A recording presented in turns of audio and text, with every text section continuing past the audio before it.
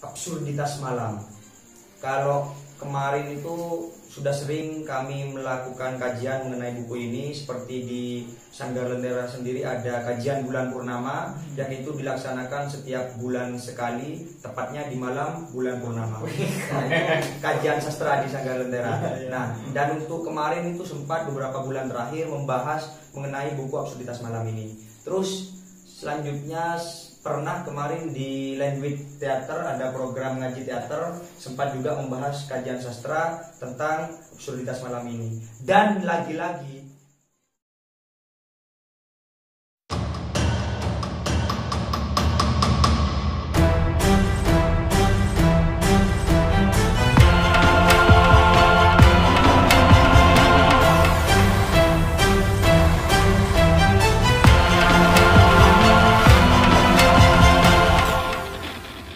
kajian puisi di channel Puisi Akhir Pekan. Pertanyaannya adalah kok bisa absurditas malam? Judul bukunya dari Mas Iqbal tadi. Nah, jadi absurditas malam di sini merupakan ini, ingin mengungkapkan bagaimana banyak sekali keabsurdan-keabsurdan yang aku temukan, terutama banyak sekali di sini diksi-diksi yang menunjukkan yang pertama kemaduraannya mungkin, dan juga dari segi aktivitas-aktivitas, karena kan saya juga orang Madura, Mas. Nah, beda sama Mas Iqbal sama Mas Romi nih. Dari mana, Mas? Aku Bondowoso. Bondowoso, Mas Romi. Kalau Mas Iqbal Jember. Nah, karena aku orang Madura, jadi ada keabsurdan di situ. Kebanyakan orang-orang Madura itu berkegiatan di malam hari. Contoh petani tembakau ketika musim tembakau, kebanyakan di malam hari mereka mencangkul ladangnya, sawahnya.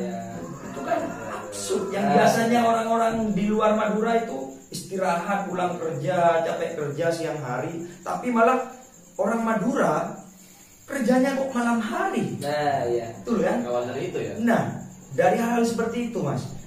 Dan tak lepas juga dari banyaknya ini keabsurdan seperti aku kok bisa ini mencintai seseorang, nih agak ngebucin karena kan lebih pada rasa kalau kata Mas Iqbal ya, rasa. Jadi rasa di sini yang menjadi ataupun yang melatar belakangi absurditas malam ini, yang pertama memang asmara. Jadi kebanyakan puisi-puisi di sini yang ngebucin. Aku sering nulis sama anak-anak pacaran itu. Nah, betul. Yang lagi pacaran ini ya. Hari ini kan suka ngebucin dan keren. Jadi saya ingin ini menunjukkan bahwasanya saya harus beda dengan teman-teman milenial yang lain. Kalau sekarang teman-teman suka, ya saya juga sih, suka ngegame, pacaran, jalan-jalan dan lain sebagainya. Saya ini berbeda. Dengan saya aktif di kesenian, harus ada hal menarik yang bisa saya jadikan, anggaplah perbedaan antara saya dan juga orang-orang yang tidak aktif di kesenian. Ya, dengan adanya kita bisa melestarikan karya sastra Indonesia, mungkin saya bisa ini menyumbangkan satu karya dengan judul Absurditas Malam ini. Karya buku antologi seperti itu. Nah, itu yang ingin saya sampaikan pada Abang baca satu aja. Satu puisi ya. Oke. Di sini saya akan mengambil puisi yang agak sedikit inilah, tahun dibuatnya 2020 di Sumeneb tepatnya. November hujan.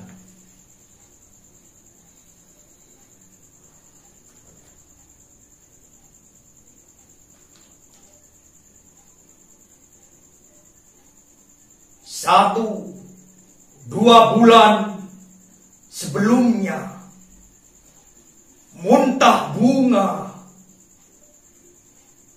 sesak dedak kopi, lalu basah di antara rintik musim. dan irama luka, kekecewaan memenjara dada. Sedang lorong-lorong kita pun dikepung mendung, sampai sungai meliuk-liuk jadi api, sarkas melumas di mana-mana.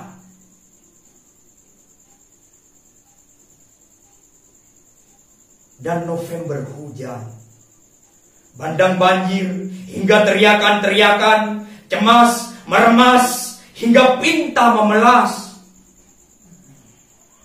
Entah keberangkatan atau kepulangan,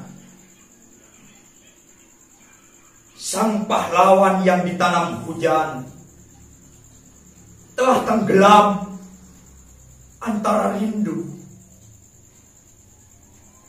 dan cinta. Sumenep 12 November 2020. Rasanya Ya, denger puisinya Mas Mas ini, wah, menggelegar gitu. Keren banget penonton. Enggak lah Mas, biasa aja kok. Kayaknya aku gak ada apa-apa. Ya mungkin apa makna yang ada di dalam puisi itu. November hujan. Jadi ini merupakan anggap kisah dari ayah, apa bahasanya, pacar mungkin. Kalau anak-anak sekarang bilangnya itu bahasanya pacar mungkin. Jadi jangan dikira Mas Iqbal, Mas Romi tidak pacaran. Ya, aku enggak. Maaf. Serius. Oh, maaf. Gak usah ini. Jangan Mesti pacaran ya? Jangan itu. Apa? Jangan dikira jomblo. Weh, betul. Oh ya, nanti kira Mas Iqbal, Enggak dong, aku tidak seperti serius. itu. Gak usah ini ya. Kita belak-belakan aja dulu seriusan nih. Gak ada ini. Jadi jujur saja saya memang pacaran ya. Jadi puisi November Hujan ini menceritakan tentang ayah dari pacar saya yang waktu itu sakit-sakitan, yang pada akhirnya beberapa bulan setelah dia sakit-sakitan lemas di ranjangnya sampai harus dibawa lari ke rumah sakit ataupun ke tempat-tempat yang lain untuk bisa mencari bagaimana ayah dari pacar saya itu bisa sembuh dan akhirnya sampai pada titik hidupnya. Jadi akhirnya pacar saya itu meninggal gitu. Jadi mungkin bisa kirimkan Al-Fatihah ya. Kita kirimkan Al-Fatihah untuk ayah dari pacar saya itu. Semoga husnul khotimah. Amin. Diterangkan kuburnya ya gitu. Dihapus segala dosa-dosanya dan ditempatkan di sisi yang layak di sana, di alam sana nanti. Memang perasaan kita ini lebih lebih tertuangkan ketika kita tulis puisi gitu ya. Puisi. Ada bahasa jujur banget di sana. Jujur banget di sana Ya. tulis puisi. Enak, Jadi, lebih plong ketika tulis puisi. Karena memang itu saya juga merasakan bagaimana wanita saya itu merasakan kehilangan yang benar-benar kehilangan, sehingga di situ tertuang dalam kalimat ini, sang pahlawan yang ditanam hujan Tunggu Mas. telah tenggelam Jadi gini, antara rindu dan cinta katanya. ini kan Mas sudah baca puisi ini ya. Ah, Tentunya sebelum kita masuk di dunia sastra, tentunya kita punya sosok yang sangat kita kagumi, betul. yang tentunya itu sedikit banyak menginspirasi tulisan-tulisan puisi kita, Ya, betul. sedikit banyak ya kan. Itu kalau Mas Wahyu sendiri, itu siapa sih? Saya itu Yang satu aja. ya belajar puisi, nulis puisi dan sebagainya. Yang pasti banyak sekali puisi-puisi yang saya baca, karena dari SMP saya suka baca puisi. ikut lomba latihan puisi dan lain-lain di Sanggara Live itu. Jadi itu juga merupakan ini motivasi. Bagaimana tulisan-tulisan yang pernah saya baca itu juga memotivasi saya untuk bisa berkarya sastra dengan bentuk puisi. Nah, kalau dari orang apa tokoh ya, tokoh seniman Indonesia lah, seniman Indonesia, sastrawan. Jadi saya lebih ini penyair lokal, Siapa lokal Madura. Jadi saya terinspirasi dari Mas Fauzi. Jadi M Fauzi itu kalau nama penanya M Fauzi itu merupakan senior dari Sanggar Lentera yang juga ini memberikan motivasi dulu semasa saya workshop. Kalau bahasanya di KG mungkin diklat ya diklat ya itu. Ketika saya masih awal mau masuk di Lentera, bagaimana di workshop itu saya semacam bahasanya tertarik lah untuk mendalami dunia sastra, sehingga saya harus belajar menulis seperti itu. Jadi saya suka baca puisi-puisinya. Ya memang ini ada beda lah perbedaannya dengan tulisan-tulisan sastrawan yang lain, itu yang menjadi motivasi saya. Jadi menjadikan ini seakan-akan puisi itu sastra itu luas gitu loh. Tidak usah terkungkung dengan ini aturan-aturan dalam penulisan puisi. Ya betul. Betul kan? Jadi ya kita ngalir aja gitu dalam berkarya sastra. Jangan terkungkung harus sama dengan Wes Rendra karyanya, dengan Taufik Ismail dan penyair-penyair besar lainnya. Karena yang pasti kita punya karakter tersendiri dalam berkarya. Kan itu kan sama yang mesti beda antara Mas Romi, Mas Iqbal, termasuk saya, cara penulisannya, karakter tulisannya itu kan beda yang mesti seperti itu Mas. Kalau mau bicara tokoh-tokoh yang lain banyak, karena saya juga suka baca-baca puisi, baca-baca buku puisi, teori-teori sastra dan sebagainya. Cuma yang lebih memotivasi saya untuk menulis puisi yaitu karyanya Mas Fauzi itu. Coba tanya ini Mas Iqbal. Kalau Mas Iqbal sendiri gimana nih Mas? Secara kenapa kok bisa ini masuk ke dalam ini dunia sastra? Tadi kan ada tulisannya Mas Iqbal yang sempat dibacakan. Mungkin bisa di ini tokoh yang sangat memotivasi Mas Iqbal. Aku sih masalah tokoh, maksudnya manusia yang bisa aku jadikan contoh gitu ya, yang dalam segi pekerjaan, entah dari segi pekerjaan puisi, aku nggak ada sama sekali. Jadi secara memang ada banyak stimulus sehingga itu tidak ada satu orang yang menjadi heroik di sana. Superhero yang ini memotivasi Mas Iqbal seperti itu. Jadi semua elemen itu coba dieksplor sama Mas Iqbal ya. Aku nggak ada yang ngefans dari beberapa orang yang sudah menerbitkan buku puisi-puisi. Aku juga nggak ada yang pernah termotivasi dari mereka. Berarti dari dalam diri Mas Iqbal sendiri nih. Iya, karena motivator terbaik adalah diri sendiri. Diri sendiri katanya. Ya betul sekali. Aku sih lebih kepada otodidak sih. Mungkin iya, karena aku sendiri juga emang berawal dari yang selalu mencari mana sih jati diriku. Yang tidak selalu, yang tidak harus mencari seseorang agar aku bisa seperti ini, tidak. Terpenting aku bisa menemukan jati diri, aku bisa menemukan mana karakter yang asliku dan gimana sekiranya aku bisa branding karakter itu sendiri. Aku sih kayak jadi tidak ngikut orang lain seperti itu. Betul sekali itu Mas. Terus mungkin dari Mas Romi nih, ada tokoh sastrawan ataupun penyair yang menjadi motivator besar untuk Mas Romi. Kalau aku sih kebalikannya Mas Iqbal ya. Gimana itu Mas? Kalau aku semuanya fans. Jadi aku sama Mas Fauzi fans ya, sama Mas Iqbalnya aku ngefans, sama seluruh penyair di seluruh Indonesia, tanah air ini aku ngefans semua ya. semuanya. Pokoknya kalau masih bisa mereka itu nulis puisi, nulis karyanya sendiri, aku ngefans. Berarti Karena apa? Karena mereka masih bisa mengekspresikan ekspresi mereka sendiri dituangkan dalam sastranya tersebut. Jadi mereka itu masih bisa menuangkan ekspresinya ketimbang mereka-mereka yang masih belum bisa nulis sajaknya di situ. Jadi aku berarti ini teman-teman yang sudah bisa nulis puisi ini sudah bisa menggali imajinasinya sendiri, menggali imajinasinya sendiri terus dituangkan dalam bentuk karya sastra. Itu bentuk apresiasiku. Tapi kalau tokoh sendiri ya tokoh-tokoh besar lah ya.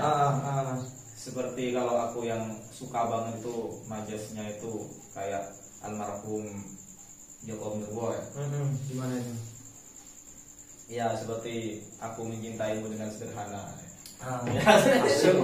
Itu sederhana. Karena sajaknya dia tuh buat pembaca ini ikut arus di dalam puisinya.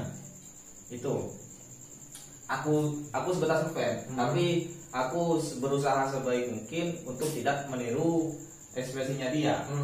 Harus bisa berekspresi mengekspresikan diri kita lah. Betul seperti itu. Tapi aku ada loh, kan semuanya dari Madura. Aku ada ini seniman Madura, sastrawan Madura yang aku fans banget itu. Siapa Mas? Sajaknya pakai sajak-sajak Madura. Itu bukan bukan sastrawan tua sih. Tapi lebih muda. Masih muda. Itu lulusan Jogja, itu namanya Mas Maniro AF. Maniro AF. Itu punya website namanya Arsip Penyair Madura. Oh, yang megang itu. Yang megang Arsip Penyair Madura. Itu websitenya. Itu ngefans banget aku. Sajak-sajaknya dia itu dalam bahasa lokal, dalam bahasa Madura itu keren banget. Bisa menggunakan kata-kata yang tentunya sedikit demi sedikit hilang ya. Bahasa-bahasa Sanusi yang sedikit demi sedikit hilang itu dia tuangkan lagi dalam sajak-sajaknya agar sepertinya lebih membudayakan kata-kata lokal. Jadi masih melestarikan budaya-budaya lokal, melestarikan bahasa-bahasa daerah ya. Dengan sastranya, dengan bersastranya. Ya keren itu. Mas Wahyu sendiri kan juga suka lah ya nulis puisi pakai bahasa daerah. Kadang ada 2 ataupun 3, kadang tuh dimasukkan dalam satu puisi itu. Bagus kadang. Bagus gitu kalau baca puisi Madura itu lebih logatnya itu lebih ngena ya. Secara Mas Romi kan orang tapi aku Jawa itu Mas Bondowoso ya. Madura swasta kan Jember kan ya. Iya. Nah, kita ini coba kembali lagi ke teater kaget nih. Nah, kan ada divisi sastra di situ. Mungkin juga ini ada kolaborasi dengan divisi-divisi yang lain. Oh iya, itu pasti. Secara nanti sumpamanya ada ini pentas teater nih, teman-teman kaget. Itu biasanya kan ada collab, maksudnya naskah yang dari teman-teman sastra di kaget kita pentaskan dalam bentuk teater seperti itu. Oh iya, itu pasti. Dalam bentuk musik pun seperti itu ya musikalisasi puisi nantinya. Kadang kan ada kalau kami sih membawa konsep kayak gini. Yang teater itu kolaborasinya dengan sastra. Yang teater dengan sastra. Terus kalau yang musik seperti apa lagi? Lukis. Apa lagi? Lukis, musik. Apa lagi ya? Apa lagi tuh? Apa? Tari, enggak? Teater, lukis, musik, sastra, teater. Oh iya, kalau yang musik itu sama yang lukis. Kalau yang sastra sama yang teater. Berarti kadang kita menyatukan mengkolaborasi dari 4 divisi itu. Dalam satu karya, dalam satu garapan. Iya. Asik tuh. Mencampurkan dari 4 divisi itu menjadi satu garapan. Ya tetap sih kita lebih menunjukkan ini loh UKM ada divisi musik, ini loh UKM ada divisi lukisnya gitu. Jadi seperti penonton itu juga tidak harus bertanya, oh berarti UKM ini ada melukisnya, wah itu garapannya ada musik. Oh berarti UKM ini ada lukisnya juga, buktinya Keren. ada lukisnya. Sehingga tertarik tuh mahasiswa-mahasiswa di IAIN Noirot untuk masuk di teater kaget. Bahkan kalau aku sendiri bukan hanya mencatukan, tapi gimana sebenarnya dia bisa bentrok, bisa bertarung di situ. Iya, berarti ada ini persegamaan di situ. Iya. Akhirnya ya. Ya. Jadi, keren. Kalau bahasa Jawanya geger-geder. Apa Kalau itu bahasa bahasanya? Maduranya, bahasa Maduranya tokar aja gitu. Wih, keren. Sehingga apa? Menjadi ini suatu bentuk karya yang berkarakter gitu ya, Mas. Iya. Dengan adanya penggabungan dari berbagai unsur seni di situ ya. Asik tuh. Nah, mungkin untuk bincang-bincang santai kali ini cukup sampai di sini dulu ya, Mas. Ya. Bisa kita lanjut nanti mungkin di bincang-bincang selanjutnya kita akan membahas mengenai puisi karya-karya terbaru dari teman-teman teater kaget IAI Al Khairat Pamekasan ini. Nah, untuk Mas Iqbal dan juga Mas Romi, terima kasih ya atas waktunya, dan juga untuk teman-teman di rumah, terima kasih atas waktunya. Penonton ya. Ya, selamat menyaksikan. Itu tadi dari kami bincang-bincang tentang sastra, khususnya puisi, dan juga kegiatan-kegiatan yang ada di UKM ini, teater kaget, UKM SB teater kaget ya. Ya, untuk teman-teman mahasiswa IAI Al Khairat yang belum masuk teater kaget, yang maba ataupun yang sudah mahasiswa basi, mungkin masih ini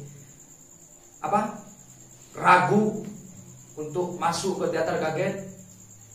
Yang nonton video ini pun bukan mahasiswa Al Khairat pun nggak masalah masuk di kaget ya. Terserah mau Terserah. masyarakat kelas atas kelas bawah Bisa masyarakat umum ya. silahkan. Monggo langsung ke sekretariat UKM Teater Kaget ya, seperti itu.